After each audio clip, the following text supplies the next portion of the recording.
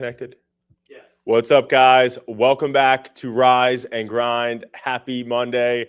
Last Monday, I thought it was Thursday. So You I guess did. You kept I guess saying that that. means it was a good Monday if I thought it was Thursday. But today's a Monday. Or you had a really good Sunday to think that you woke up on a Thursday. Yeah, for real.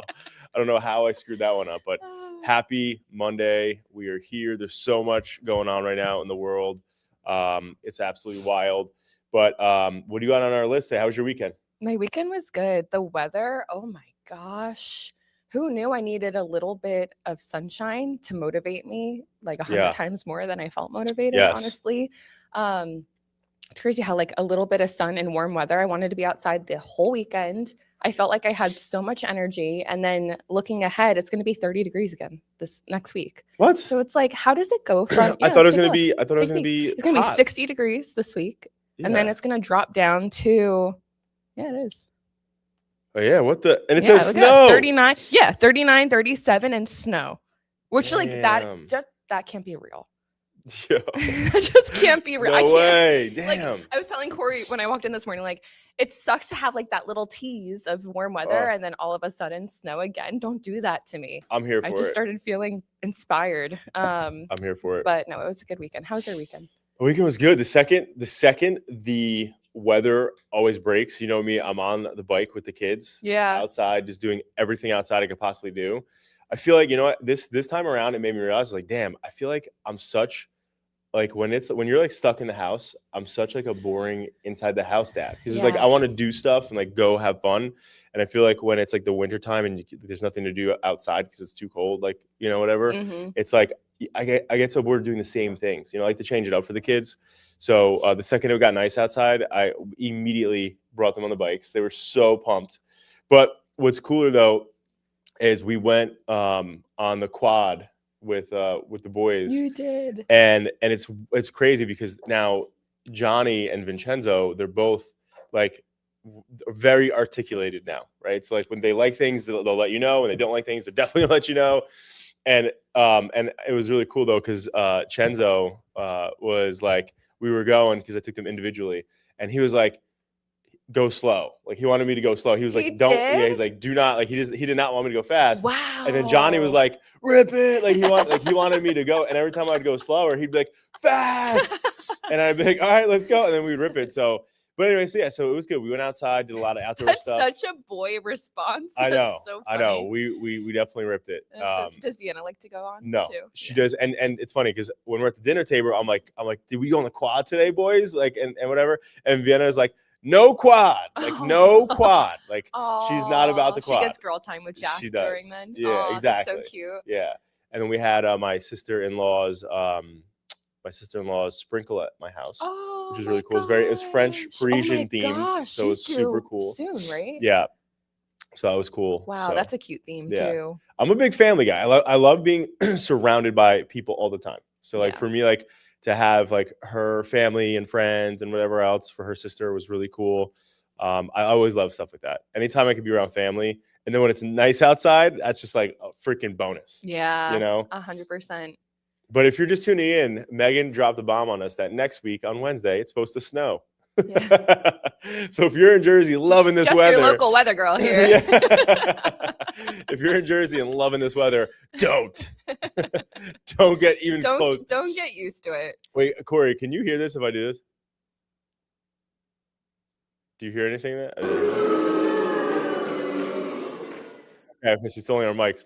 So I clicked the boo button, but all of our things are off, so we can't hear it. So it's like boo, boo, exactly. boo for our audience. For the snow, for the snow. But anyway, it's back. Snow is back, I guess. We'll see what happens. You're going boo, boo, boo. We jumped from a few followers to a bunch of people. That's funny. All right, I'm going to start talking about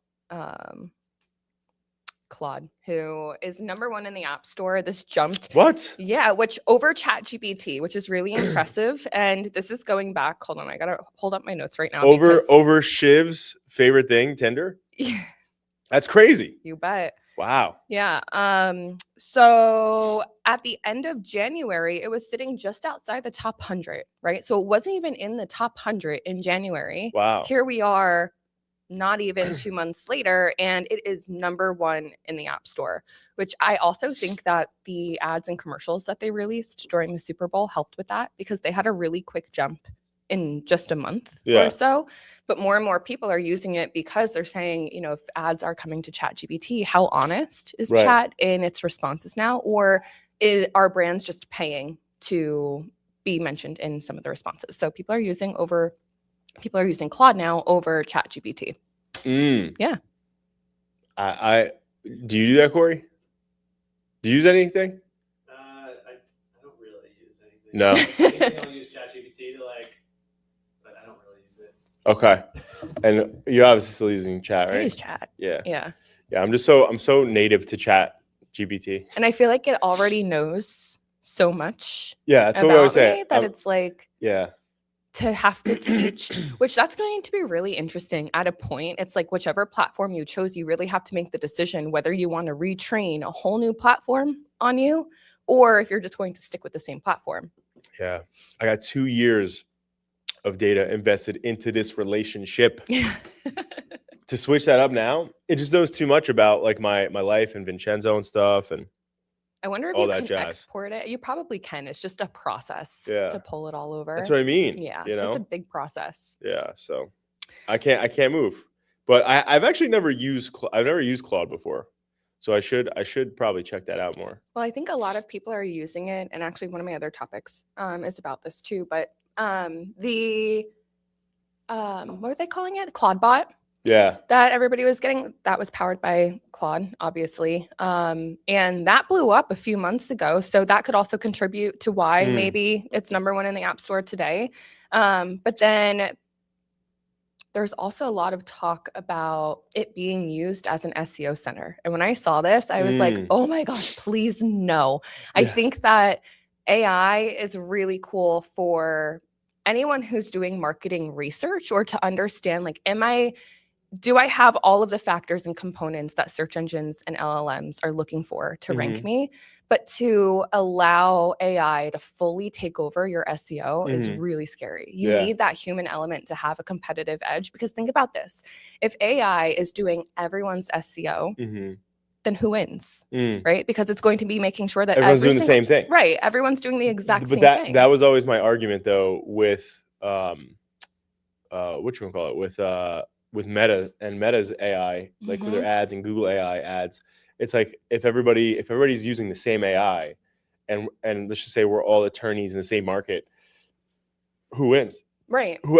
Obviously whoever has the biggest budget, but it's like then it cannibalizes its own business. And then like you said, then it becomes the budget, then it becomes ads, and we're moving away from organic visibility, right? So it's really interesting. And to your point, platforms like Google that have those AI recommendations, marketers hate them. We hate them because half of them aren't even relevant. And so for the businesses, or for the people who are trying to run their own Google ads, it is so easy to click apply recommendation. And you think, well, it's being recommended to me, so it must be legit. Yeah. But it doesn't make sense for your industry. And if you had someone with that knowledge, you would be able to say deny, and you're making optimizations that make sense for your strategy, not just a blanketed recommendation. Right. Same thing will happen, I think, for people using AI for SEO, for social media, for you can't rely on it completely. I feel like the mindset difference is you're either going to use it as an employee, right? Meaning, like, you're going to have to direct it still. You're going to have to manage it, feed it the information, feed it its standards and expectations. You can't rely on it as a manager, somebody who is setting that standard or managing other components of your strategy. Right. And oh my gosh, the man, the myth, the legend just walked into the building. Look at this guy. I like it. What's going on? This guy. Hi. Oh my God, you're not sick today. No, I am not sick today. I am not sick today. He decided he wanted to be here with you today. Now I'm all of a sudden sick and I'm going to have to leave. So it's really nice. Well, how are you, John? Because I know someone never asks you. Yeah, thank you. The amount of time I've watched this show, it's always. She's been so mean to me, dude. How are you doing? And Megan's actually been very mean to me lately. Oh my God. She never says, "Hey, John, how are Shiv, you?" bye. Not once. She doesn't care. No, she doesn't ask. Thank you for asking. We need like that progressive rewind. Like, let's set a rewind for all And these it's like, and you go back through the years of Rise and Grind, and it's not once did Megan say, "John, how are you?" She doesn't do Shiv, it. what did I do to hurt you today? Adjust your mic so it's like this to you. There you go. But not once. No. Shiv's mic's not on, Corey. No. Can you test it on your headphones? Just to make sure. Can you hear me? All right, cool. So wait, no one heard me bashing on Meg? Yeah. Oh, I love the universe so much. Me too. Yeah, no. Shout out to Jack. My wife texted me. Shout out to you, Jack. But anyway, so we were just connecting about how like most people are using chat, but now Megan shared that right now that Claude is the #1 downloaded app in the App Store right now. And they're making all those Claude bots and all that stuff like that. So people are like really flocking to that platform. What are you using? As someone who just went to Claude about 2 weeks ago. Oh, did you? I love Claude. Wow. I genuinely love Claude. I had something I wanted to do with Claude yesterday. It was just like it was like a research thing. Yeah. And I threw it onto Gemini, Chat, and Claude. Mm, Claude came back as my favorite really? because I said, simplify this simplify this like I was completely new at this. Did you say like optimize my Tinder profile? Well, that too. But I said to Chat, and honestly, what came back, I was like, wow, Claude was in depth. Explained to me like I was going to say like a moron, but I'll just say like John Vigero. And it was, I mean, I'll tell you what, I've used it for a couple things already. Mhm. I'm blown away. Wow, I'm so blown away. surprised. But if you like it, I'm not that impressed with it then. You know, Comparatively, what do you feel like is the main difference? I just think it's. And then wait, then after this, I want you to go back to Basher Megan. Both of you leave. Actually, even Jack said, "Leave my girl." I know, I saw that. I saw So listen to your wife. Jack hooked up Shiv's mic. She actually put Shiv on, actually, Megan. She actually the one that put Shiv Jack's on. on it too. Yeah, Jack It seems like she's playing inadvertently both sides here. on it, actually. But what I love about it, honestly, though, is that I think it's just smarter, you know? Mm. I think it is just smart. I feel like ChatGPT, it does a lot of good basic work. Mhm. I feel like Claude's like your designer brand, you know? Yeah. I feel like Claude's the top of the top. Like the things it can do is just crazy. Like the things I had it do the other day. And the fact that there's a Claude coding feature to it, which you get once you pay for the premium version. Right. Well, how much is the premium version? It's 20 and then 100, I believe. 20 or 200, I forget. But the main, like the plus one is like 20. Just like competes with Chat, so it's Gemini. Just, yeah. But it's just smart. It takes a little longer. I'll tell you that. Right. It does take a little longer to get your answer done, but slightly. But you feel like you get a better answer. Without a doubt. Yeah. Without a doubt. It's almost like, because when you think about it with Chat, there are a few times where I have to go back and be like, no, that's not correct. Look at A, B, and C, or like whatever it is. So it makes more sense to just wait for the right answer than to go back and forth a bunch of times. No, absolutely. I mean, like, I'm not like you and I had this conversation. I think Gemini is great for image generation. I don't love its answers. I don't. Yeah. I think it's Gemini is by far, though, to your point, for image and like creative. Oh, without a doubt. It's not even funny. Like that thing I put up on my story last night. I don't know if you guys saw that about I have you on mute. But like literally, you could do anything in Gemini so quickly, and I feel like it gets it done. Without a doubt. Like, you know, like I like right now I'm in the process of like redoing. I got like new furniture for my back like porch, and so I was telling ChatGPT and Gemini, I was like, reimagine my porch and pretend you're a like interior designer and I want you to make it look like the Ritz-Carlton, but at a Wayfair budget, right? And it's so funny. So my daughter was sitting in one of the pictures, like, because she was just in the background, and I was like, whatever. And it redesigned it, and it put her on a lawn chair doing something else. But it was so much better. And ChatGPT's like didn't even use my exact layout. Like it just like completely changed the layout of the room, which you can't do, obviously. It's a screened-in porch. So it's like, it made it different room where Gemini literally kept the same exact room, but made it like, you know, cool and like added different elements and designs and etc. So like to your point, I just feel like it's such a different beast when it comes to graphics, but I have never ventured out of GPT in terms of like my like actual like my actual like daily life, you know, like because like GPT has two years of like Vincenzo's heart condition stuff that it knows about him already that I talked to it about. It has in-depth knowledge of adapting social and the things that I work on here as a CEO and any again like financial things, etc. So like if I ask it a random question right now, like it'll like if I forget, if I'm like, hey, like what was our Q2 like numbers or Q1 number in 2023 or 2024, it can recall that instead of me having to look it up on the computer right now. Where like I like to have to be able to start that over again in a different platform is why I'm so locked on it. The one thing, and I love GPT, don't get me wrong, but the one thing that annoys me a little bit about it is how it will lock on to a topic sometimes. Yeah. Like the other day, the filming you guys did for us last week at our event, I'm like, what song do I want in? So I was like, hey, what would I go to chat? I'm like, hey, what would be a good song for, you know, a networking event that we're posting that, you know, we want to attract young professionals. So I went into it, gave me a bunch of suggestions, but then I wanted to go into like before I don't bother you guys on the weekends, you know? Yeah. So I want to just go into real strategy and stuff like that. So I asked GPT before I ran it by you. And then it like, it knows what I do. Yeah. It knows the target demographic I work with and everything. And it brings that up, but it would continuously bring up, oh, for networking event reels. I'm like, dude, I'm like, you're bringing this up, but this is like, you know, this is not going to be a part of my weekly routine, you know? Right. And it keeps bringing it up. And it's like for networking events, and I had to like go back and tell it, it's like, hey, networking events are going to be like a once in a quarter type of thing, a post, you know? I was like, we got to aim that out. We can't do that. Right. And that's like the one thing, like it'll get super hooked on like one thing and focus in on it. And I'm just like, and maybe that's, you know, it's a computer at the end of the day, you know? Right. And I've talked about it. Yeah. But I was like, still doesn't have the sense yet to prioritize what's important, what's not. Whereas Claude did not do that though. Yeah, that's definitely interesting. I want to just real quick, we got our guy Vic here said, what is the best marketing tip for startups?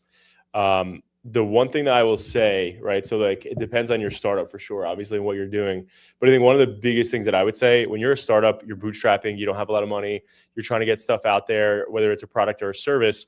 If it's a service, you're blessed because then you just got to get out there and hit the pavement and do what you can to try to, you know, drum up some business.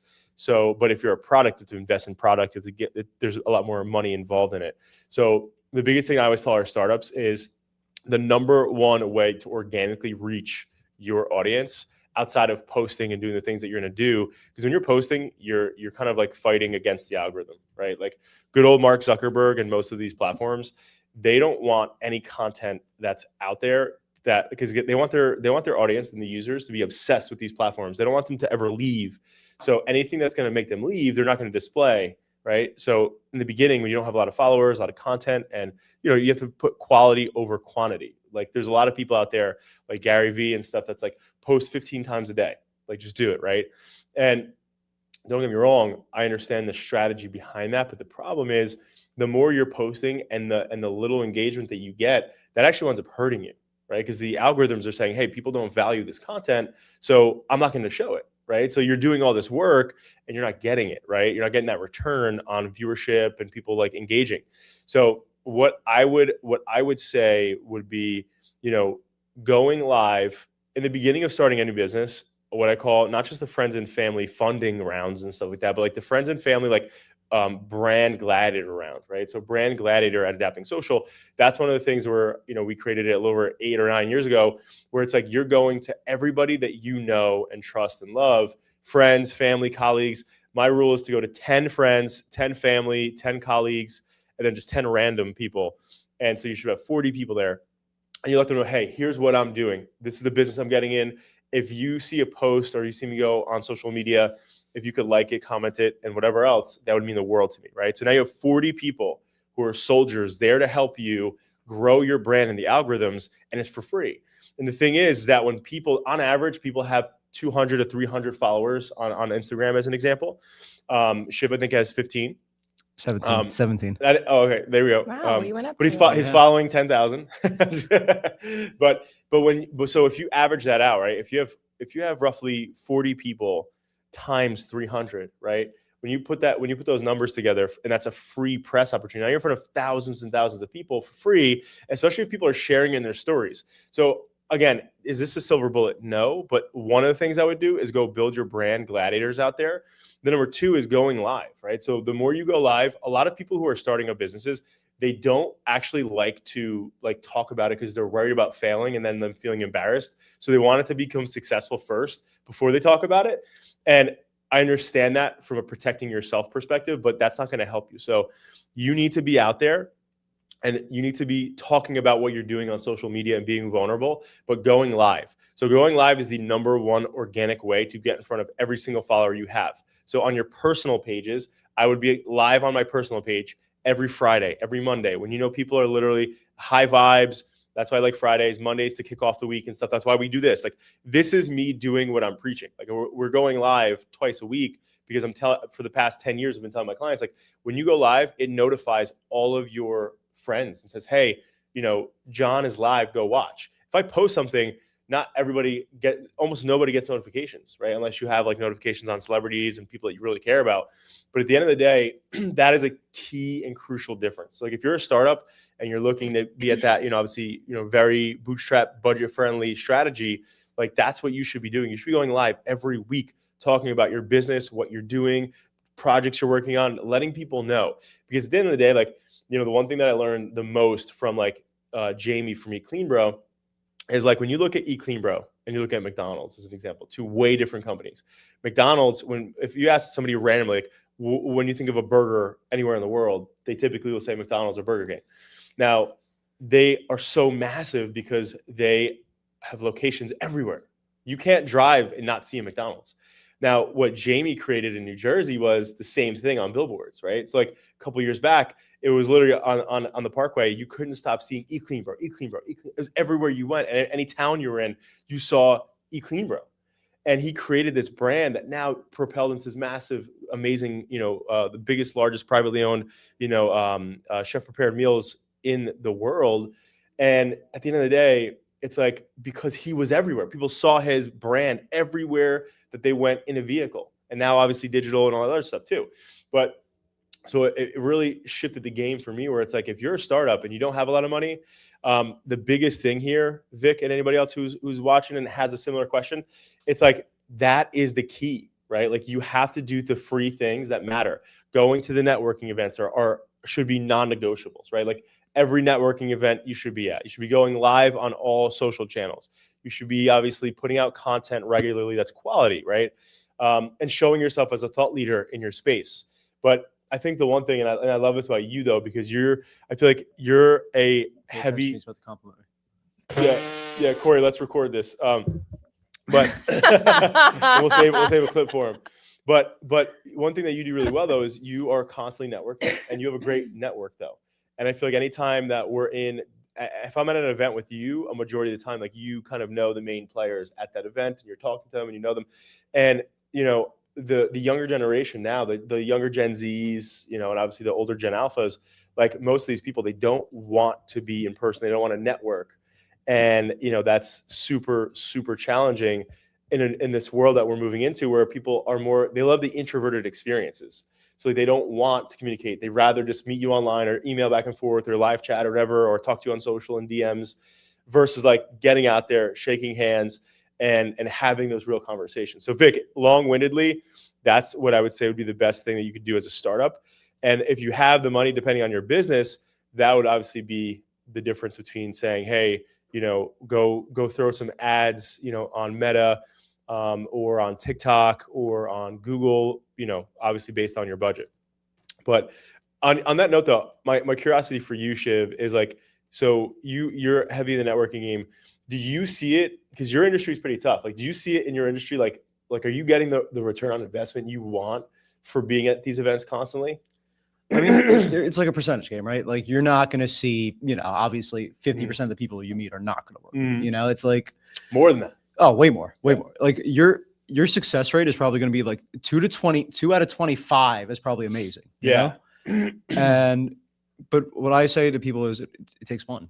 Yeah. It literally takes one good referral partner. True. You meet, in my world, you meet one good mortgage rep, you meet one good accountant, you meet one good attorney, and that could be, a golden goose, vice versa, and you gotta give to get, it's a two-way street. But you have to provide value to that. And I think that's where people find it difficult. You have to show value to these people. And you're doing this typically in the span of a night. Yeah, absolutely follow up with them the next morning. Absolutely get them to, maybe happy hour, lunch, whatever it might be, get there. And you have to show, but you don't have 3 months to show value, Right. You have X amount of, you have meeting 1, you have meeting 2, and then possibly a meeting 3, and then you got to knock it out of the park with the one. Sometimes they'll send you a client. I've done it all the time where, I met someone, I think, they look good. I vet people before because my clients are everything to me. That's it. I give my client a bad recommendation. Right. They're like, wow, this guy recommended this guy to me, I start to get questioned. Right. But it's one of those things where, you vet them, but like, and vice versa. People send people to me all the time. Something as simple as a mortgage guy sending, his client to me who needs life insurance. Yeah. And it's a matter of how quickly I can get it done. Can I get him the best coverage possible? Is it a pain in the ass? Am I going back and forth with him, or am I just, am I being proactive and taking care of this ASAP? Right. And, you want, and I'm not saying impress every time, of course, but that first time is without a doubt the most important. First impressions last. Yeah. They last all, it's like, I think about it all the time. John, I mean, you and I have become very good friends. Yeah. But we, my first impression of John was not a silly goofball. It was the fact, like one of these, actually a very, very smart man. Me and him sat on a Zoom call for about 45 minutes. I don't know if you know this. And we talked about anything and everything about social media, building a brand, the amount of free advice he tossed out too, which is why it took me like 18 months to sign because I just used that. But he, and then John also, he showed, what's the word? Credibility. Handsome? No. No. Yes. But it was a lot of credibility, a lot of the fact was that he was going around and he showed me value in the brands that you guys did work with, whether it be Liquid IV, Eat Clean Bro, every local, from local brands to giant multinational brands. I saw credibility in that, and I was like, why wouldn't I go work with this guy? Right. And I think that's the one thing you got to build. You got to build credibility, and you got to. What's the first thing people need to have with you when they send you their business? Trust. Yeah, that's definitely the biggest. And listen, in our worlds, what's very similar is that, like, obviously you're on the planning side, right, of things and protection. And obviously we're on growth and obviously brand building and revenue and stuff. And those are two very delicate things, right? Like when you're protecting your assets or building your wealth versus like growing your wealth. And like, so we're both take time. Exactly. Right. And so at the end of the day, it's one of those things where it's like, to get when you get a recommendation, especially like for somebody in your field, it's funny how that typically happens, but it's like, it's very similar in the sense that people are like, hey, I trust this guy, like explicitly. Because in our fields, it's either you definitely trust them or like you're not going to refer them, right? Unless you're like a sleazeball of a business owner or whatever. But it's like most of my clients, at least, like if for like Jamie from Eat Clean Bro, like as an example, like when he makes a referral for me, like he does it because he knows like we go all in for Eat Clean Bro, whatever they need. Like, obviously we're making sure they're growing and, we're constantly challenging ourselves to grow and to be better for their, their performance of their ads and stuff. And it's like, so when he makes that introduction, like he says like, hey, like, they're crushing it for me. Like they do well. Like I trust them explicitly. Like, obviously there's that video ad that's always around that I have with him where it's like, he's saying that, right? So I think that's the biggest thing. And actually for back to real quick, I'm gonna put this up again one more time real quick. I think one of the best things that you could do, Vic, and anybody watching this for this question, and it's build a case study in your marketplace with like that it almost makes it like unreasonable not to work with you. And that's what I did with the whole Jamie situation. I was like, all right, like Jamie's a great dude. We work super hard for him. Like I asked him if he would do testimony. He said absolutely. And at the end of the day, when people watch that testimonial, they're like, damn, like, you know, wow, like Jamie, like everyone knows Jamie and trusts Jamie. So when they see that, they're like, wow, okay, like their guard goes down because like if Jamie's working with them, like they gotta be legit. And so at the end of the day, it's like, you know, getting a case study like this. And guys, in the beginning, when you're starting up, like when I first started adapting social, the amount of shit that I did for free, like we used to joke around when I lived home and started the company, like I would joke around, I would say, I'm a charity case. Like I'm a charity worker. Like I'd go around, I'm just giving shit away for free.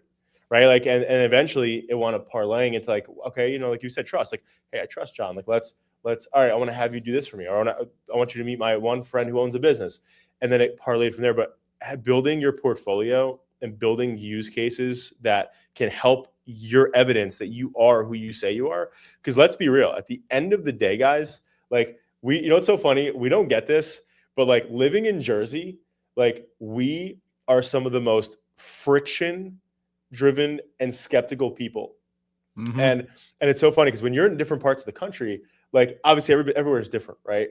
But like when you're in different parts of the country, like people have this like perspective of Jersey, and it didn't hit me until Pete was back recently again, and I was out with Pete, and he was just like, "Man, I'm not used to this," and I was like, I was busting chops, and we were having this conversation, and you know, and my mom is somebody who's a straight shooter too. My mom's amazing, but it's like we're having some of these conversations, and people's like, "Damn, like you know, I'm not used to being around people who are just like so straight up, like all the time." Because when you're in Florida, he lives in Florida right now in St. Augustine, a lot of people are, you know, more friendly and just like kind of like more like.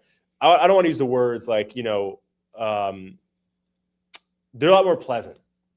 Yeah, right. They're not busting your chops for every little thing now. Like, and when you think about Jersey and like just the tri-state area, right? Like when you're going into the city, if you're in Jersey City or Hoboken, or you're going into New York, like I remember in the beginning of me first starting when we got our Wall Street office, I would be there traveling to the city, driving because I'm anti-public transportation. So literally going into the city, I remember being like, these people are fucking crazy. Like they don't give a shit. Like they're playing real life chicken and they're willing to just smash your car. And then I realized after doing it for so many years, like, no, they're just fucking efficient. And like, they are moving. Like you're in this massive city, small roads, all this stuff like that. And it's like, everybody's mad, but they're just trying to get somewhere. Yeah. Right.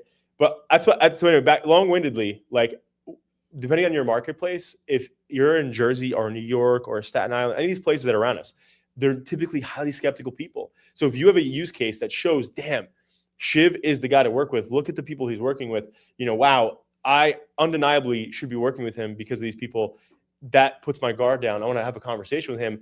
That's the biggest thing you can do, right? So like in a digital era where people go online to validate credibility, like that's how you build, you know, your digital network now. So, but anyway, Meg, did we have any other topics? Because I had one. You can go. Yeah. How are you on time? Did you want to talk about the Apple wheels? Okay. If you want to pop, you could. Oh wait, you're the end it. So you're anchored to this. All right. So we'll get close, but super quickly. So I didn't submit my topic for Megan, so we don't have the little cool thing on the screen. But so essentially, Meta is about to close a deal with News Corp, who owns like the New York Times, London Times. It's like a $8 billion a year publicly traded company, and they're doing a $50 million a year deal with them to have Meta's AI licensed in all of their content. So they're essentially, their AI is learning off of all the content that's being put out. So when you think about that, that's exciting in a way, but it's actually more scary because when you think about journalism and like when we talk about, hey, like AI is going to write blogs for you, it's going to be terrible. Like Meta is like the first real one that's getting a license, and they're spending, it's a 3-year deal, $150 million deal. And essentially they have untethered access to everything New York Times, London Times, all these major corporations and publications that we watch and listen to. They're going to have untethered access and licensing on it. So it's allowing Meta to learn everything about the News Corp. So what does that mean though, right? So like, does that mean, that it's going to become an amazing writer. Obviously, I'm going to assume, yes, the best people, the best writers, the best journalists, the best whatever. Like these people are now being studied by Meta, right? Meta's AI. So what does that mean, right? So I thought it was very interesting, right? But like at the same token, I'm like, damn, because now we're in a world now where I'm watching Matthew McConaughey tell all these different people that are actors, like, yo, go get your IP on your name and protect yourself, because the studios are going to start owning you, like your face and your name and likeliness. So go do that stuff. And so when you see that, and now you see that that Meta's about to have untethered access and licensing in these big, huge news and publications, it's like, all right, so what does that mean? Does that mean that like in the next 5 to 10 years that the only information coming out is going to be AI related? Like we're going to find our news out from AI? Or I wonder if it's a way to cross-reference, because Zuckerberg, I think it was last year, he was under a lot of heat for the things people were posting on Meta and not being able to tell if it was real or not real. Yeah. And it was starting, like, you would see AI content of cities on fire and it's being framed as if it's the news. And, he was saying, like, I don't control all of that. How can I control what every single person puts on the platform? But it was meant to be a way of, connectivity. So I wonder if it's a way for them to use AI to cross-reference what's happening in the news versus what people are posting, and start to label it as like, this is not real, this is not happening in our world, versus like, yes, this is being talked about right now. That would be a good use for that. That would be amazing. That would be a really good use. Otherwise, if it's just AI generated news, that's scary to me, because AI makes up story. It is literally built to make up stories. Do you guys watch the news? Actually, I do. Meg doesn't even watch the weather. I started to. It's going to snow next week. You missed that. It's going to snow. She did actually tell us that. Yeah, I missed it. I was going to say, yeah, I actually thought of you yesterday when it was like really warm out, because I pulled a U yesterday and I didn't check the weather, but I stepped outside. Isn't that a lovely experience? It was yesterday, yes. Yeah. And I was like, wow, Megan must have been thrilled this morning, because I'm thrilled this morning. Do you know it's going to be 71 tomorrow? No, I didn't. It's But now I do. It's supposed to be in the high 60s today. Yeah, 69 today, 71 tomorrow. Yeah. So, like, if you guys need any of us, we will be on the Point Pleasant Boardwalk tomorrow. Yeah, exactly. At Tiki Bar. If anyone wants to join, Open invite. John is paying. Yeah, I got it. It's company expense. So, but to wrap real quick though. So you watch the news. Do you watch the news? I do. Like in the morning? Yeah, but you know what? I've got to say, I probably should pay attention more than I do, because I listen to it as like headlines, Background. but not as like, oh wow, that's happening there. Like, see, I watch zero news, but what I do is actually, so I watch CNBC Squawk Box. So I watch like all the stock stuff. By the way, no, I don't have any stocks either. I just like business, like hearing the CEOs talk and stuff. But I keep that in the background. But I asked that question: do you watch news? No. I just feel like when I watch the news, right, I feel like my brain is either gonna be I'm gonna pour in some positivity, or I'm gonna pour in some negativity. Yeah. And so like that's why, like, even like on social, like I for the first morning half of like my day, I will not feed my brain anything negative. And I feel like anytime, even when I watch Squawk Box, sometimes like it's more motivating, because you have CEOs battling because their stock dropped, and like you can tell they're up against the corner, or this one CEO is crushing it and like they're talking about their stuff. But like even in the background, they're like, oh, there's a bombing here, there's this going on, or did you hear about this one thing? It's like, I don't want to, like, that type of stuff. Not that I want to, like, ignorance is bliss, but like also I don't know what propaganda I'm watching. Yeah. And so for me, it's like, even on social, right? So like for me, it's like, I don't want to start my day with that. And so I don't know. That's why it's interesting. But I do get a majority of the news that I need to know from social media. Like if I'm learning something, and I can't even lie, 90% of the shit that I'm learning is on TikTok. If I'm on TikTok. You know what's interesting? Last week I saw a post and it was like, it made it seem like the world was falling apart. It was like, we have a war here, this is happening, that's happening, that's happening. And Chris was like, oh my God, are we just like not in tune with what's going on with the world? So we started asking about it.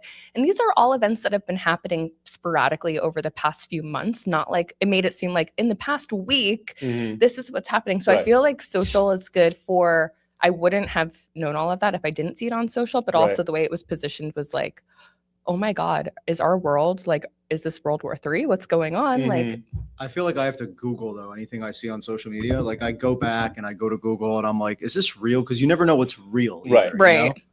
And you're like yesterday I saw something and it was like, oh, it could be something as stupid as a movie trailer, you know, and it'll be like, oh, they just announced The Dark Knight 4, and I'm like, no, they didn't. And I'm like, you know, but like something is, but like, you know, it could be something as silly as that, or something as serious as something going on in Iran right now, but it could be completely fake. True. And you're like, it's the one, I think, drawback of social media is that we don't know what's real and what's not. Yeah. But I think, you know, like for me, the news in the morning, it's background noise, kind of like, you know, what Megan said. I will not end my day on the news. Like, you won't catch me watching the 6 o'clock news. I will not do that. I was like, it's already been a long day, most likely. I was like, I'm not ending it with listening to, you know. I didn't even know there was a 6 o'clock news. Right before Jeopardy. I know it's on all day, but. Right before Jeopardy. Yeah. Wow. Yeah. You watch Jeopardy? You tune in for Jeopardy? I don't think I've tuned in for Jeopardy in a very long time. Yeah, me neither. I wish I could. Yeah. Like, but he knew what time it started. That's muscle memory. Every human on the planet, every human in America knows that Jeopardy starts at 7 o'clock. I'm not gonna lie, I did not know. I don't know. Did you know that? Right. Jimmy Long Johns. Every human outside of this building knows what time Jeopardy starts. There's somebody else out there. People start commenting in. Yeah, they're like, "What's Jeopardy?" All right, guys. I think we're wrap it here. So happy Monday, and guys, I hope you get after it this week. Wild to think that like we're already like almost done with Q1. You know, depending on your fiscal year, but just for traditional, I can't believe it's literally almost the end of Q1 here. And I hope you got your goals set and you're ready to get after it this year. And you know, we'll see you back here on Thursday, guys. Happy Monday.